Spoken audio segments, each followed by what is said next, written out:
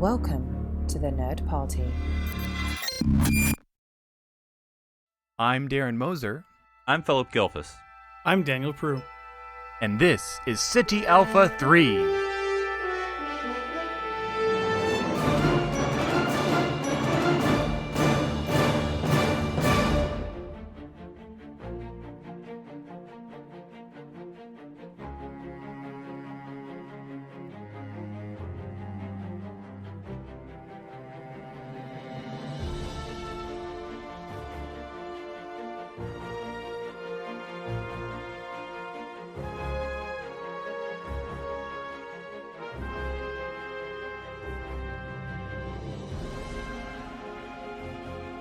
Welcome to City Alpha 3, a Star Trek podcast here on the Nerd Party. I'm your host of the week, Philip Gilfus, joined by my two co-hosts, Darren Moser and Daniel Prue. And gentlemen, we're going to talk something that we're all a little experts about, and that's Earth. Yes, Earth. I thought one of us was getting promoted today, Philip. We were going to have that discussion offline, Darren. We're gonna. Are you a secret Earthologist, Darren? Earthophile? Terraphile? What do we call ourselves if we're such? Look, Earth first is what I'm going to say. And, this is getting off the rails. Let's cut it, guys. Just cut it. Of course, we're going to be talking maybe about the moon. Okay, maybe the moon too, but at least the Earth. Yes, we're going to be talking about the latest episode of Star Trek Discovery, People of Earth, Episode 3, Season 3. We'll probably go off on a kind of separate topic and not talk the episode the whole time, but maybe we will, maybe we won't. We're an unpredictable group. So let's just jump into it, kind of broad strokes. This is the third episode. The gang's back together, but it's so different. It's so different. I have to slightly admit I was both right, but mostly wrong. And I always want to admit when I'm wrong. Because I said, this third episode is just going to be the Michael flashback. It's the whole episode. It was 5 minutes. That was 5 minutes. That was the teaser, basically. But anyway, so Daniel, what'd you just think of this episode, broadly speaking? It was okay. I was surprised at there wasn't as more answers than I was expecting. I know it's early on, and I should have known better, I suppose. I don't know. It just felt weird. It felt almost like anticlimactic, like thinking Earth was going to be a big part of whatever story they were telling, and it seems that it's not. It just isn't. It just feels like another planet. I'm just surprised, I guess. I wasn't expecting that. Saru continues to be awesome, and I love Saru. That's Captain Saru. I was about to say, Daniel. But it's like President. The rest of it is like hit or miss. So it's okay. It's fine. It's okay. Mm-hmm. Darren, was it okay? I think Saru was the highlight of this episode. I really liked him finally getting his due, finally not being acting captain, but actually captain. And, it helps when like 98% of the command structure above you's been destroyed, but we all feel that he deserves it. And he really shows that he deserves it in this episode because, it's, I don't know, is it the A or the B plot or whatever, but basically mitigating the discussion between the Earth Defense Force and the attacking raiders in a very Starfleet way, very much like I was having a lot of TNG flashbacks of like delegates sitting around the conference table and there's a couple of PowerPoint presentations going on and, we just need to work it out and, they're human. I'm shocked. No, it was good. But like Daniel said, it painted more, it filled in more of the blanks, but there was still a lot. Like I didn't expect that. Oh yeah, sorry, this isn't the heart of the Federation anymore. They packed up and moved, and it's vacant now. So it's like, oh okay. So do we just get in Spock's shuttle now and follow it over to the Federation place? But not only are they metaphorically looking for the Federation, now they're literally looking for the Federation. So. It's a double finding. I guess it does. We'll find out. I know, but like I'm like Vulcan, right? It's got to be Vulcan, right? I didn't even think of it. Honestly, I didn't. I guess it could be. I really. Well, it might even be Trill, for all we know at this point. Well, spoiler alert. That's next episode. Which is good. That's where we're going this week. So. But anyway, let's just stay in here or that for a moment there. Daniel, I know you're often not surprised by Discovery. Were you surprised that they were humans? Bad guys. I say the bad guys. I guess I didn't see it coming. It didn't feel like a surprise so much as just like okay. That's I kept getting Shellyak vibes from those aliens. And it's too bad they're not really aliens because I kind of like the design a lot. But it's just their space. That's uncomfortable for a human to really hold. is. Yeah, for sure. But if they had a big bug alien head, then they could fit in there just fine. I was more upset, and I didn't really look this up afterwards, but I wanted to talk about it. Did they say they were from Titan? Did they keep saying the word Titan, as in the moon of Saturn, Titan? Yeah, like a colony orbiting it. But communications still work. Long-range sensors. No, they lost their communications. Yeah, is what they communications said. are powered by dilithium. Okay. Well, they said they said there was they had lost communication, and then when they showed up and before they could hail, I guess they were shot at, and thus decided but to the take their ball suggestion home is that and not. in our solar system, there's a whole lost colony. That feels crazy to me. That feels crazy that's feasible. Apparently, Earth doesn't go outside like Mars orbit. It's like or something. saying, like if all I don't even know how you would make an analogy out of this.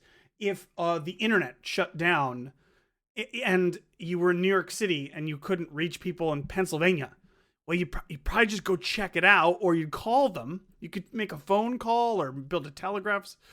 New York first. We got to close off these borders. You would think that the whole system would still be heavily colonized and definitely would be able to communicate to each other. That doesn't even at the speed, even if it was half the speed of light. Even now we could communicate between those.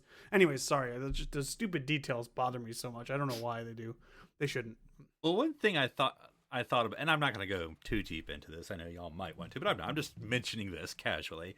That when they approach Earth, I was expecting something. I'm like, oh, we're space dock. I'm like, oh, well, of course, it exploded, whatever.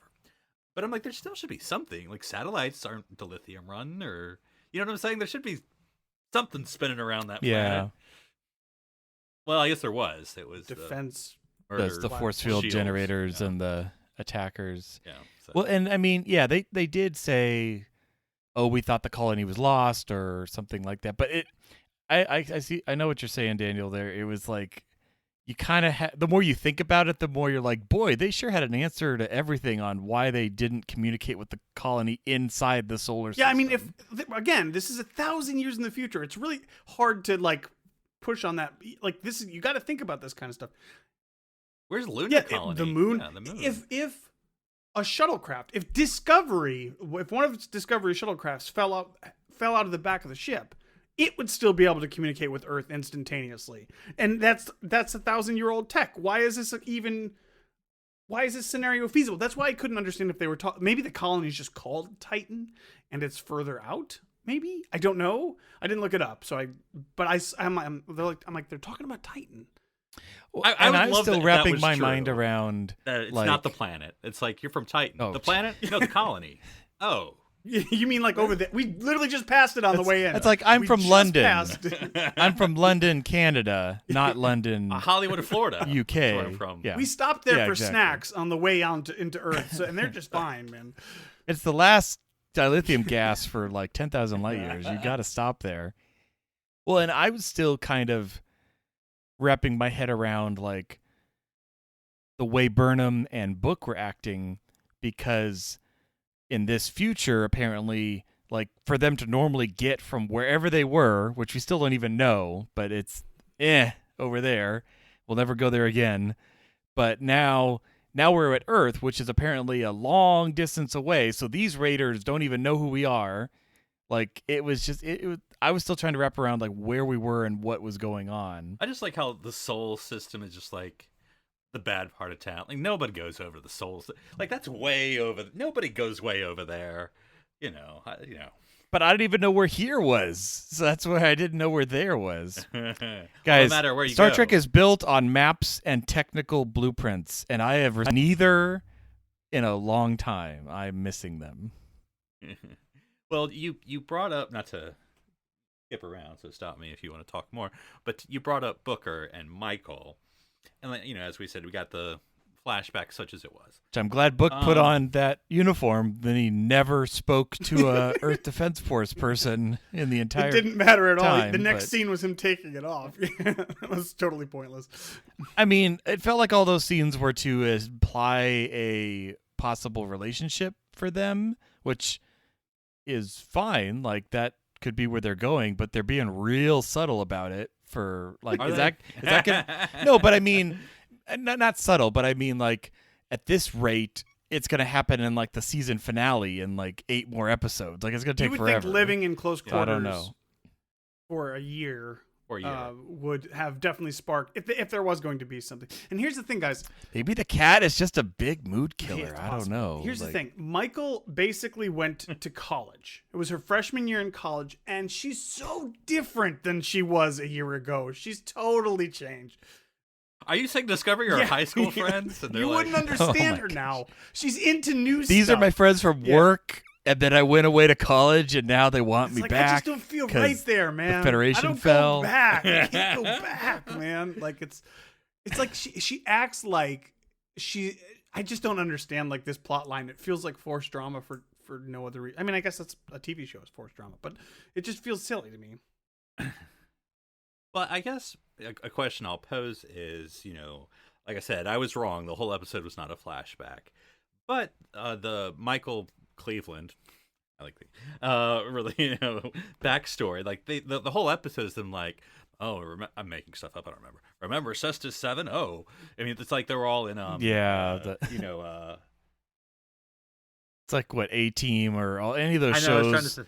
where they're all Yeah. like, "Oh, we're Leverage. we're I was gonna trying to do think a Leverage, oh, yeah. it's so leverage." It's like, "Oh, we're gonna do a Yes. Paddywhack number 2." Oh my gosh, I remember that. It's Yeah, like, but let's do it with a curveball. oh, how could you say such a thing that I won't Yeah. explain or reference to the audience? Would you all have wanted to see more of what Which is happened it? last year, or do you like this? Just we're going to reference a year and how it changed us. I don't. Do you prefer telling or showing? I don't know because it's just weird because at the end of the episode, I mean, she has that moment with Saru where it's like, okay, we still need to trust each other, but I got to work through some stuff, but I'm going to put the uniform on and be your number one. So nothing really changed. Like, I don't know. Like I would almost be like, I was expecting to say, I can't put that uniform back on right now. And I would have been okay with that because, like, that would have meant something happened in that year that, how she feels about the choices she's made.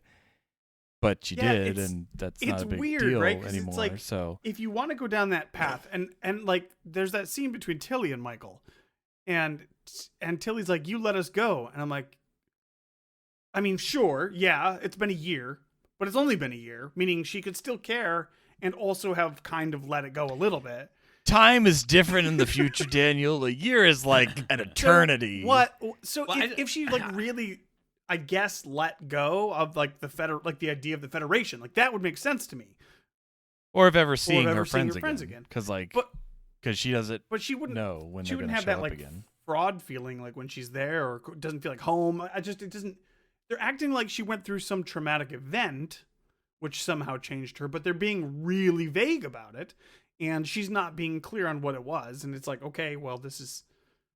I don't know what to tell you. Well, and does this mean, like, for the rest of the season, is it going to be Saru giving the orders and then Burnham, like, clarifying, oh, but in this situation, in this time, you can't actually talk first and shoot later. It got to be backwards because... She's the Matt Decker to his Admiral Kirk. Oh, you have to nursemaid me through this time. No, that's a great Star Trek analogy because, yeah, but... that would be awesome if I don't know if they're going to make the character embrace that. Cause again, she put the uniform back on and it's kind of like, she's lockstep back into Starfleet. I was thinking more so- that she was the Neelix of the show. That she's somewhat familiar with the terrain. But is she? Because Still she's never been to can't be. Earth. She's never been to this no, corner. I know. This is halfway across the galaxy as far as Yeah. we know from where she was. Yeah, as you said, to imply, and maybe we were just reading into it, but like I said, it's implied the reason why this feels so strange is that she went through stuff, as we said.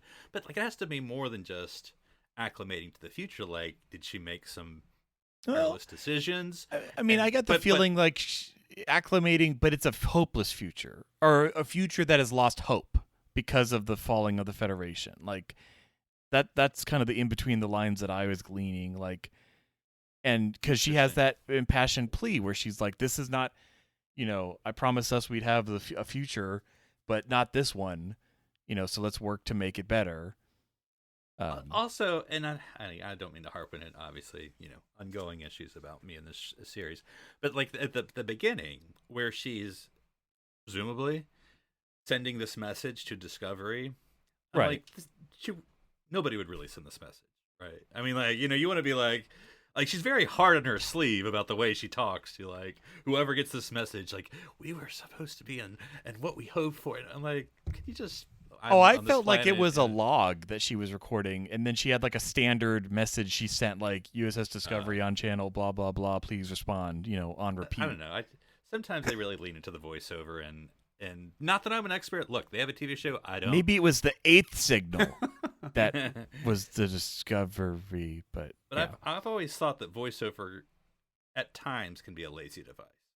And I'm not, but I'm just saying, I don't know. But let's again, talk about if the they're Earth Defense Force, though. That was kind of cool. What about the Mars Defense Force? Oh, we didn't see that. Okay, yes. I mean, you can't really say too soon. It's The been like EDF 1,000 was built on the years. bones of the MDF. Oh God! What it could have been had they gotten What's the sad, 'cause resources. Was there like a Martian colony too? And they're just like, okay, so we'll combine resources. Sorry, we don't recognize your government. Earth Defense Force, wall up. Sorry, we have this entire planet of resources we can't share with you. So, sorry, Mars. Yeah. What do you think? We never forgot how you failed us in the year 22 something with the Borg. And then we kind of fried your atmosphere. Actually, I guess there's how long did that? I mean, don't answer this question, Dan. How long does it take for Theoretically- Mars to regrow the atmosphere after they burn it? Yes. Anyway, they may all just still be dead for all we know. All right, but anyway, yeah. So all right, well, let's talk Earth Defense Force or what is it? Anyway, whatever it's called. Yeah. So Earth sucks. Earth Defense Force. We don't know. We don't know because we only meet 2 people. Right. Earth government sucks. Space. It felt like what is it? It felt like Monty Python, where they're like, "Oh, what federation is there in that planet? Oh, we don't have a federation in that planet. Oh, we're a non-bipartisan commune that does, voting by 2/3 majority on inside solar system matters and bipartisan matters on the external on a rotating bi-weekly basis." And they're just like, so the Federation's not here. Okay. So it's not here. Like that is the crux of the episode, though. It's not there. So we see a tree, and then we don't get any other details about how Earth is, how it functions, who's on it, who's in charge. I told you it's a bipartisan commune where they do. But you're absolutely right. Like they told us enough and gave us like a shore leave moment, and now it's like, well, are we ever going to see Earth again? I honestly doubt it at this point because it has nothing for us. We showed it. Tick. Moving on. Tilly hugged a tree. Isn't that enough for you people? Sure. And the Golden Gate Bridge was still there. That's all we needed to know. And again, it's not like they wouldn't have rebuilt it. It's obviously iconic. No, I mean, no, but I'm like, again, how else are you going to get from one side to the other? Everyone going to just go walk around with a personal transporter to get to the other side of the bay? That's just preposterous, Philip. Obviously, you need a bridge. America's a bad example because we're a relatively a young country. So, I mean. Look, after World War V, they didn't want to rebuild the bridge again. So they. I'm just saying, it's a hologram.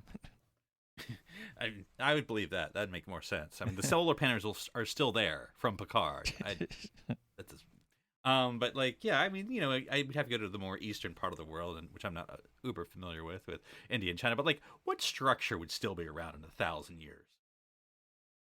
Pyramids. They're getting kind of old now, Darren. Yeah. They're a little dusty. But we're not using them. Yeah. I'm just saying, like, they've lasted like at least 2,000 years or more than that as of now. So add another 1,000. That's like nothing to them. To Darren's point, I would argue that like anything that people care about would stay. Like they would just keep rebuilding. That's true. But Or they'd rebuild. Yeah, they'd have like a Renaissance era, and they're like, oh, we should rebuild this and this and this, and then they do it because they have the programmable matter. Different? To have what look different? Shouldn't it look different? Oh no, not if they're going for authenticity. Okay, maybe they didn't use the right Pantone on the on the bridge, but and we'll again, never know. It's just a thing in the back of my mind when I'm watching Discovery now. Like all of this stuff, like for instance, like whenever Discovery gets attacked, like they should last 5 seconds. And Yeah, they should be dead. It's like phaser technology. It's like it should be like the Enterprise D going up against the NX-01. It should just obliterate it in about 3 seconds. Yeah, that one torpedo hit should have blown them apart. Absolutely, yeah. I mean, I did like the just beaming. And that wasn't even from a ship. That was from an orbital defense platform that's defending a planet. I honestly, like, if they don't have something in the next episode or two where they get some sort of upgrade, I don't know why that. Yeah, like it doesn't make it. Then it's not going to make any sense when they attack anybody. You would think Michael would be like, "Hey, look at this ship that has a cloaking device on it. Let's start taking and ripping technology out of it and applying it to Discovery." That's true, and they don't even. You're bat not going to an eye last at the for cloaking 3 device. seconds in this time without doing something to upgrade your stuff.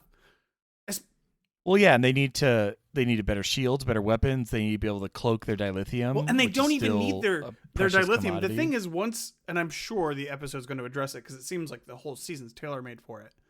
But once the secret of Discovery gets out that it can just warp around places without dilithium, it's going to be a target for everything. Like that's going to be the whole point of the series. So like, yeah, you already now have a leg up on everybody in terms of navigation and transport, but you need to get. They could actually be the best couriers. Yeah. They could be like, you want it in 30 minutes or less? I mean, give it to me because we'll be there in like a second. But no, you're right. It'll totally paint a target. Or on if their we're back. really talking like Federation concepts and the hopefulness for the future, they should just share their technology. But that's not going to happen. The Temporal Prime Directive, but it's all states that old we cannot- technology. It doesn't. I mean, except for the spore drive, drive, all their technology is. I'm talking is about out the of spore date. drive. That's literally the thing that could transform the Yeah. entire 33rd But- century.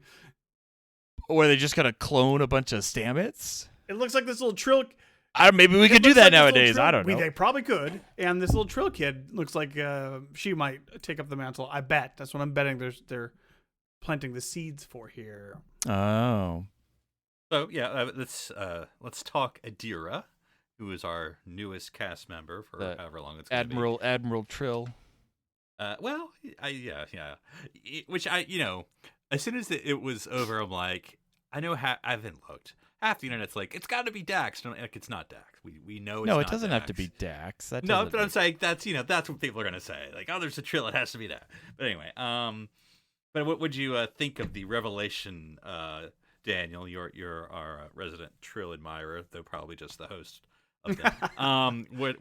What'd you think about that revelation? Because I didn't know that. I don't think that was leaked or anything. That was a Trill character. Yeah, I think I might have seen something about it, but it's good. That's smart. That's a really good way to use built-in canon for something that like, oh, this person remembers. Of course, it seems like they're setting up a block or something like because it's a human host, human Trill, and that made me think, and I couldn't remember specifically. I'm like, I don't think they can do that, but maybe they did it in a couple of episodes for like a Riker for a did very it. short amount of time. I would think within 1,000 years, like it's not ideal, but it's possible. So whatever, that's fine. I'm not actually fussed about that. Yeah. That's cool. But like you said, the mental block, like that's actually really smart. Having a character now that has maybe 1,000 years of knowledge, they just can't access it because then that solves all your problems. So I would So, love gotta keep that and block. just to briefly project into the future. What I think would be cool is if when they go to Trill next episode, if a lot of those characters are the Trills that we know, like the same symbionts, but obviously different Oh. hosts. And we maybe we'll see Dax, or maybe we'll see these other ones. That would be cool if they dropped the Dax for that. Like, not the one that's on the Yeah. ship with them, but like is in like they're the city of whatever, Trill. the Council of Trill. I don't know. I feel bad for the Trill because I feel like the name of their species, like what's your language? Trill. What's your planet? Trill. What's your species? Trill. Like, what's the city named? Trillopolis. Like, it's it's something. I don't know. I mean, we're from Trill, but not. We're not those Trill. Trill. Yeah, it's like New York. It's like Trill of Sector Trill. it's like Titan Colony. That's what it's Oh like. gosh. So Darren, do you think that this is a better explanation that if they had made Wesley Crusher a Trill, that would explain why there's a brilliant 17-year-old? So now we have our resident Wesley now. No, on he Discovery. could be a brilliant 17-year. Yeah, no, well, and that's true. We don't know how much. I mean, I would assume that the character we've been introduced to, the majority of their talents are actually coming from themselves. If their memory is blocked from the Trill, like, or not being able to access it in a perfect way, I'd like to give the benefit to the person that it's not just like they were nothing until the symbiont showed up. If only we had a series that delved very deeply into those very topics.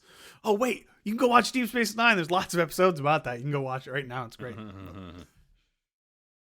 But yeah, no, I think that'll be interesting. Maybe she'll have like Trill flashbacks, and we'll get more of stuff like that. And She could have her Trill ceremony. I forget what it's called. And then we could have we all could our call it the cast, joining or something. Well, and then we could have all our cast members of Discovery get to play all the previous hosts. Oh, See that some would be acting, cool. From that we haven't seen. Saru's like her mother and is like brushing her hair. Exactly. Her That'd be 7 foot Stamets. tall. You'd have to get Stamets would have to be that Quark role of like the most I Oh, don't say humiliating, but like out of character, most effeminate character. male. Yeah. Well, no, not. But just something unlike him. He's not usually touchy feely, Right. caring. Oh, I see. Yeah, Yeah. that ceremony where they get to touch on their previous host. The gymnast. Somebody would be the murderer. Yeah. Someone would be the murderer. Michael, obviously. Or if But, they're stupid, they'd put her in Giorgio. It's like, why? Why did you do this? So that, not to give anything short shrift, but that's more or less what I wanted to cover from the episode itself. So, any final thoughts or points or anything else before we kind of go into expansion mode, Darren, People of Earth? Yeah, no, it's, I think, looking back on it, we had one episode with Michael, one episode with Discovery, and now this is the together, and they're functioning well. So I think I have to try to remember that, we can look back at previous seasons of Discovery and it all makes sense, but it still feels weird watching like week to week Star Trek where we don't know all that's going to happen or all the back history. So I know we'll get to there, but I think it'll be interesting. I think as long as they stay away from any connection to either trying to get back or something from season 3, I think we need a clean break and we just go from there. So none of this Detmer rumors of lingering control. I don't want any of that. You've brought it up. I actually was going to ask you that before, if you didn't. What'd you think of the Detmer 5 seconds of she's still traumatized and we're ignoring it and we're not going to delve into it yet? I don't necessarily feel that they're ignoring it. I feel that they're going to, within the next episode or two, that's going to come to a head and that's going to be like, she's going to degrade even more. And yes, in a perfect Starfleet world, like they would have dealt with it sooner, but also in story time for the Discovery crew, it's been like a matter of days. Like it hasn't been that long. So 1 week since we said, oh, but yeah, so no, I feel like eventually that's going to come to a head. She's going to have another episode where she's like either going against orders or upset about something, and they're going to be like, oh, we need to deal with this to help our friend. And I think they will. And And hey, props for Starfleet for using PTSD. And I mean, they've done it before with Ash, but we can do it in a different way and help work through that. That'd be interesting to see. Maybe they'll avail themselves of the 33rd century counselor technology since they didn't have any in the 23rd century. That's true.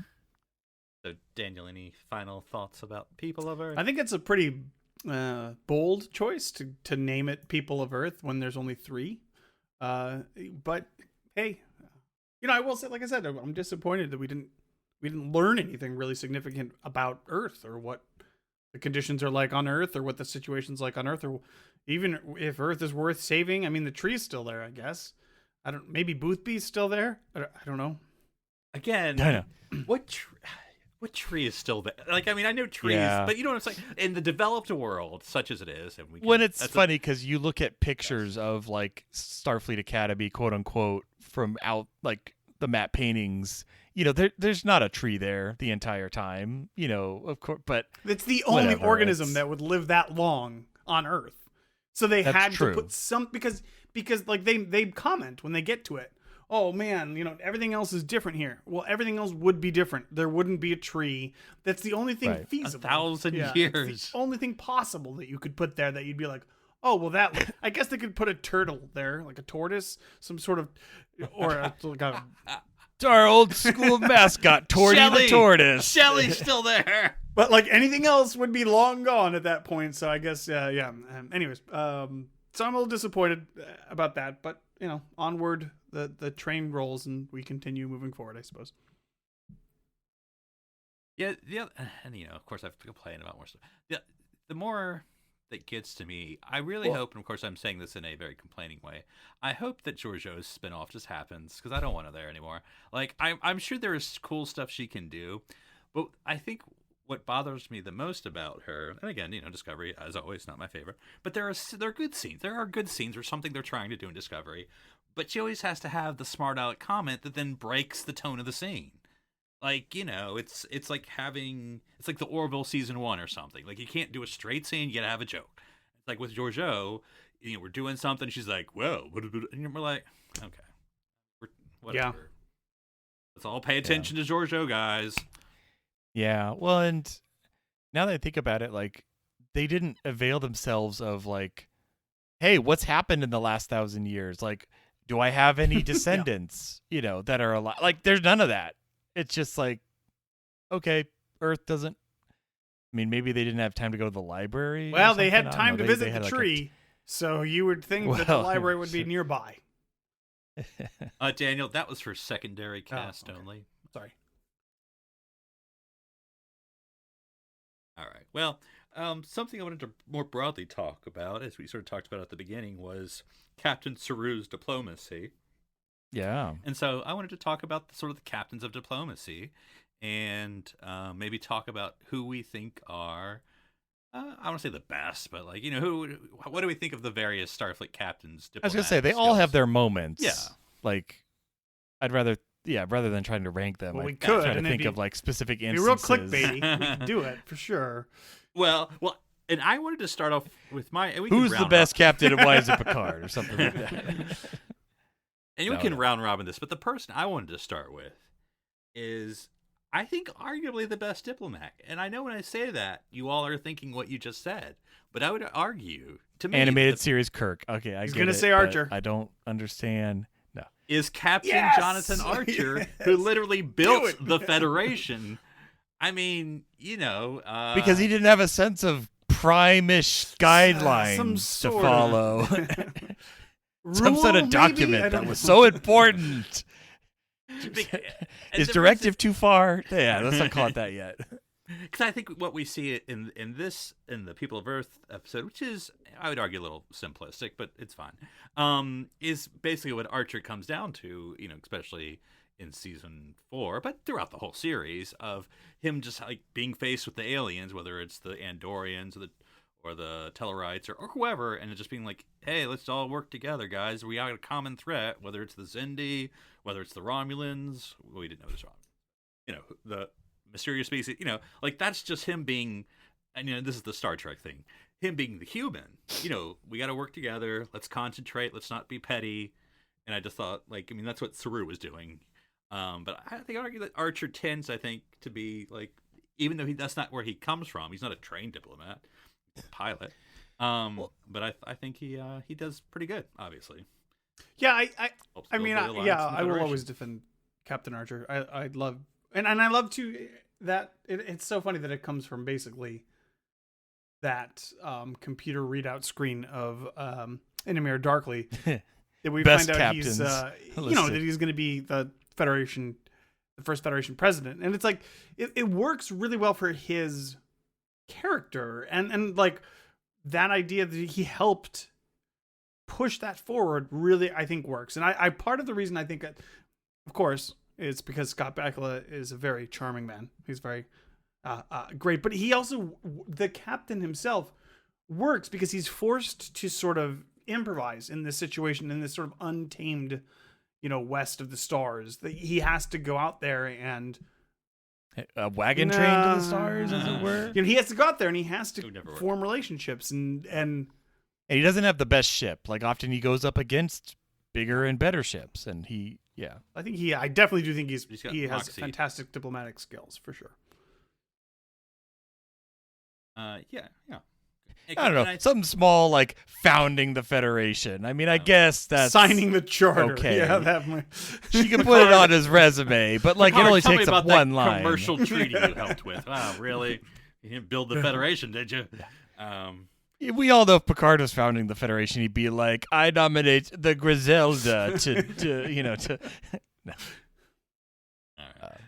Well, Darren, what about you? What captain do you want to talk about? Their diplomatic. Oh gosh. Well, let's talk about Janeway next, because I think also in a similar vein to Archer, where through necessity, like she doesn't have Starfleet backing her up, and she has to, they say it in the pilot where she's like, we'll make new allies and gain new technology and find our way home. Like they have that singular mission that they ignore many times to go explore, but that's okay. But but she, I mean, from the very beginning where she puts her foot in the, with the Kazon and the Ocampan, and she sets a nice precedent for their crew for the rest of their time in the Delta Quadrant. The Janeway Doctrine? Yeah, messing with time as no big deal, but there are other times where The Borg? yeah, she brokers peace with the Borg. I mean, who would have thought that was possible? Almost no one before then. Granted, For she sure. gets granted she gets assimilated for a while, so but I guess that's just like hazards of diplomacy, but I think she's very diplomatic and she's kind of it for the diplomacy, really, on the Voyager crew. Like I can't The really Q think continuum? yeah, the stops a war, supernova war. I'm thinking It's my of favorite 70s band. well, and just other times where it could just be little somethings where she's getting technology or a piece of something they need, and obviously they're not going to like give away replicators to every single rest stop in the Delta Quadrant, but she has to make sure she doesn't alienate everybody. Now, granted, some planets' history of the Voyager incident encounter isn't the best, as we learn, from the Doctor, but for the most part, I think she's a great diplomat, and is her style works for her situation. Now, I know sure. in no way want to suggest that this is a metric for how diplomatic a captain is, but I'm just curious, how often did we see Janeway in her dress uniform? I had to look it up because I remember kind of vaguely seeing it, and it did. She looks like she does it when she's promoting people. The whole ship is a dress uniform. They're the only representatives of the Federation. Again, I specified. I said no. Now I'm asking, wait, when was it, Daniel? Because I don't know, like, other than like if someone got married or something. Yeah, I don't know see when she she's would've worn looks like she's penning the Doctor. That might have been his fantasy episode. it. Ceremony. Oh, when he's getting his ECH maybe. upgrade I or don't know. something. But I'm trying to remember. Oh, award ceremony. I'm trying maybe. to remember any other time. Anyways, that's not a big deal, of course, because obviously. No, it's not a bad Well, she idea. didn't pack one on the mission. Well, She didn't think well, she'd be yeah. needing it. Replicators. Sorry, what was that? No, Phil? we have to save power, Darren. At least in season 1. That's- Watch or dress uniform. Which do I save? What about you, Daniel? What captain do you want to put under the microscope? I mean, of course, I'm sure we'll talk about Picard at some point, so I'll skip over the easy one. I will. Which series? Yeah, that's a good point, actually. I will say, while we don't think of Sisko generally, his main, basically the edict that Picard gives him is one of diplomacy. His main arc from the first episode to the last, almost, is a diplomatic mission. It is to prepare the Bajorans, although of course for entry into the Federation. And that is, I mean, that's a very specific, very narrow, but of course he goes all over the place and becomes a god or whatever. Becomes a religious And leader. then there's the wormhole and the Dominion, and it gets a little sidetracked. But And becomes his mother. And, yeah, we won't talk about that. And while I would never argue that he is the strongest diplomat by any means, he had diplomatic chops. There's no doubt. So he knew when to punch a cue and when not to. he was I mean, he was the speak softly and carry a big stick, and then sometimes yell weirdly at people. But like he knew what he was doing. You betrayed the uniform. Well, I think what you could sort of turn it a little bit. I mean, it's still diplomacy, even in wartime, building your alliance. That's what he was good at. I mean, Bringing the Romulans into the war through questionable means. Maybe not that That's particular example so much, but Well, I dealing was with the thinking Klingons, for well, sure. early yeah. seasons with the Maquis, like they dealt a lot with that, and that's a whole like know your enemy, know yourself kind of like, because the Maquis are Federation citizens. Like that's a different flavor of bad guy of the week in quotes, So he had to deal with that in a lot of different ways. And even diplomacy is even dealing with your adversaries. And I mean, who else would you want dealing with the Cardassians but Ben Sisko? He's going to be tough, but still be a Federation representative. Yeah, I would argue. I mean, we do see Jellicoe really competently handling the Cardassians, but That's I would true. say that generally speaking, you want somebody who's a bit less ruffled, more tougher. Maybe not Maxwell. He kind of was more of a shoot first, ask questions later. You need somebody with Cardassian that, captain, with but the quiet reserve, but the strength behind the eyes to deal with the Cardassians. And I think Dukat is a perfect foil for, at least sometimes, most of the time, a perfect foil for Sisko in that they give and take. And that is a lot of diplomacy right there. And it's really interesting who has the power, who's holding, what against whom. And he's very deft at handling a lot of that stuff. Well, and it's interesting you bring up Dukat, Daniel, because really, unless I'm forgetting something, like Sisko's the only one who kind of has that opposing foil through the majority of the entire series. Like, I mean, granted, Picard is like Tomalak and a couple others, and Janeway has, a couple reoccurring thorns in her side, but Queen. not like Picard, not like Sisko and Dukat. They literally have a fight to the death at the end. Yeah. Yeah, they do. And, one embraces the paw race and one is like an emissary of the prophets. So I think that gives great character building that we get in Deep Space Nine. And I think, and we can talk about Picard now, Picard in the room. But I think what gives all these captains a strength, and this is maybe just being obvious, but I'm going to say it anyway, because I think this is what helps Saru in this episode, is even though he's out of time, and even out of culture with the Earth, with the humans, it's simplistic, in my opinion, and you can disagree. It's simplistic what he does, but he's coming from a Federation values, and I think when you're bringing that to the table, I mean, you have to have some skills, but I think once you're coming from that place, your diplomacy almost comes naturally. That's why I would say Archer, even though he's not a trained diplomat, he's coming from Starfleet values about, explore, like it's at your core, you have your values and you can build on that no matter what your skill are. And so Saru's like, basically like, we're going to talk. We're not going to fight.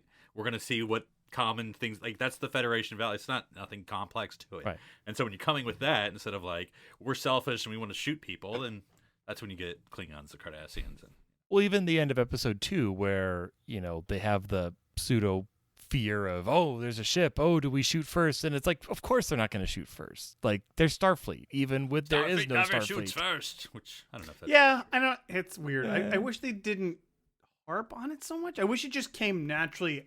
It's a very It is. America thing. Yes, it definitely is. Like, it's. I just wish it would, like, him saying all these things. I just wish it would, like, be a organic part of the story instead of feeling like he's pushing it. You know what I mean? Like, I just wish. Right. Everyone should Right. embody that. these not just the 23rd century captains were a little Yeah, more, that's fair. That's you fair. know. And I don't blame Saru for it. That's I true. don't like- They had- I love Saru. I just. They had to make their own calls. They couldn't call into Starfleet every That's right. minute, often on their own. I All right, well, let's get into. I was gonna say, I think he's just great, and I don't know if maybe I'm starting to realize that it's because I have like a lot of frustrations with the writing of Discovery. So maybe it's just Doug Jones. He's just awesome, and like it's his performance, but it's just like every time he's the guy on the screen and he's making the decisions, I'm just like, I would follow him. Like, I'll do what you want to do, man. Yeah. Like you have that quiet sort of confidence. And you don't feel the need to be boisterous, and you're just this natural leader. He just feels like somebody you would want to follow. So I think he's great at it. So. I think in some ways, and this is maybe me reading a lot into it, which is probably what it is. He's a young captain. I mean, literally, he is a young captain. But you know what I'm talking about. He's a young commander. I mean, I'm not talking age-wise. I'm talking experience-wise. Right. Because if we remember way back to season 1, when he's looking up the database. I know. I was just trying to think, like, watching if I went back and watched, like, a handful of episodes from season 1, I'm like, would I be reeling at how different Saru is back then? But I think that he's by the book, not in a regulation way, but he's by the book, the mission statement of the It's a Federation good way. book, so let's go buy it. Yeah. And so, I mean, he's coming just from like a simple, and I don't mean that in a bad way, the simple Starfleet Federation. Like I said, once you're coming from that, usually you'll go in the right direction. And so I think he knows, okay, I'm walking with my troublesome ensign in the sand. Just like I saw my captain on the Shenzhou do with Michael. I know when to listen. I know when to let her talk. I know when to get back on mission. It's not the most complicated thing in the world, but just doing it, though, is what makes you a leader. Well, and then, I guess the only one that's left is Kirk, who often... I mean, yeah, and he obviously was a diplomat, just not in the same way that I think we would think of like Picard or Sisko. Like, often it was doing whatever it takes to get the mission done, kind of diplomacy. A little more paternalistic. Like, it wasn't like, it's what like are our he's shared values? What are my values that well, I now put on you? his loyalty to the ship, you had a lot of that in the ship and the crew, and and a lot of it was we're gonna make a solution. Whether it's diplomatic or instead it's like, let's just teach the computer to kill itself or something like that. But You don't teach the computer; you just confuse it. And then I guess let's I hate to what makes Picard? I mean, I know because of the reputation, but like really, what do you think Picard so diplomatic, or what makes him do that well, in our opinion? I think his very strict adherence to rule of law is one of the reasons that he's probably the best diplomat. His unemotionalness. He tends to remove himself, kind of like Saru did in this episode. He removes himself emotionally from the situation. It's much easier to come into a room with two people that are yelling at each other if you aren't personally invested in it. And he sort of can set the stage. He can be the voice of reason, and I think that's where he comes from. He doesn't try to come from a position of strength, but more from knowledge and experience. And I think, I of course he uses the strength occasionally. There's in a diplomatic situation you'd have to, but he kind of I think is the most thoughtful as well. Which requires and empathetic, I suppose, as well. You need to see both sides of an issue. So, I also think he, yeah, as much as we want to. I was just gonna think, like, similar to Saru and similar to I mean, I guess I'm saying this applies, I think, to all the captains, but they have their faith in their crew, and like knowing that their crew is going to back them up, that's going to do what's right, they're going to accomplish the mission. Like that gives them the ability to kind of like stroll across the bridge and just have that conversation, with the person on the view screen, knowing that everyone behind them is ready. It's like so then they give that appearance of that calm, but like we got the teeth to back it up if we need to. Again, like we often reference the Shellyak encounter and stuff, an overpowered, enemy that could wipe us out, but we have to politically and legally maneuver around them. And, that scene where he's just kind of walking around the bridge, like as they're hailing him back, he's just like looking at the plaque, looking at the lights. But yeah, that's Picard on the bridge. And then, then you had Picard like in the courtroom, and you have like Drumhead and Measure of a Man, where like I could see him being in the JAG if he wasn't a captain. He really stood for the rule of law, for Federation law. And I think he, as much as we think of him as being very serious and uptight, I think he's very flexible. He's not, because I think there's some the stereotype, which I think is wrong, but the stereotype of diplomats, like you think a lot of TOS episodes, the diplomat is always like, "Oh, what are you doing?" Yeah. Whereas Picard, like, how could we fight at them? We have to obviously be peaceful if we're gonna make an agreement with these people. Because I'm thinking of like, and this is just a small example, but it comes to my mind, Unification, when they're on the Klingon ship, and they've got like the quarters that they give Data and Picard. And the Klingon captain's like, "Oh, I'm sure this isn't, your soft bed." And Picard's like hitting the metal bed. "No, this is just fine, just like I like it." Like in other words, you gotta right buck up a little bit. You can roll with it. You're not gonna be out. I mean, the Klingon's jabbing at him, and he's jabbing right back. Yeah. Like so. It's like, I've been talking to Mr. Data about we should get beds like this on the Enterprise. Yeah. So that's sort of our tour of diplomacy, which is a good thing. Yeah, I think the search for the Federation, as we go in Discovery, I don't know. I mean, you all know I'm a big Federation person, as far as principles, but I do worry there's a simplicity to it. That it's like, oh, we're in this post-apocalyptic world. Man, if everyone was just nice to each other, wouldn't that make a better world? I'm like, well, yes, but I mean, you got more to it than that. Well, I mean, and it's they've so reintroduced scarcity of resources, which is kind a of big game changer. Kind of. Well, and here's my question. Okay, yeah, they're searching for the Federation, but are they going to like what they find? Because, I mean, so far we've met one Federation person, which is the guy on the space dock. He was I bet in the last episode they'll find out the Federation was within them all along. It's so true. But yeah, this is just one possible future. My second part is like, okay, if they find the Federation, then is their second mission to rebuild it? What does that mean? Conquer the galaxy? We've got a bunch of what does that mean? Old dudes that can't let go of the past, LARPing around. Let's rebuild society. All right, man. I guess that's what we're gonna do. But Michael becomes president of the Federation. Admiral Saru commands the fleet. She gets her little pins dance glasses like the president. All right. Well, until next week when we journey to Trill, Darren, if folks want to talk to you about where you add your fourth pip on your uniform, where can they find you? It's the secret hidden pip on the back, so you can't. Can you shoot them out of your? It's can like you shoot surprise. them out of your face, maybe. It's earrings. It's no one would think to look there, but they can find me on Twitter, Twitch, or Instagram at a username Dr. Sci-Fi, DrSciFi. And Daniel, if people want to inspect your mushroom cave, where can they find you? They could find me on Twitter at OneUpDan. That is the number one, not the word. And if folks want to talk to me about why I'm so brilliant for someone so young, they can find me on Twitter at NCPublicServant. Well, until next week, I'm Philip Gilfus. I'm Daniel Brew.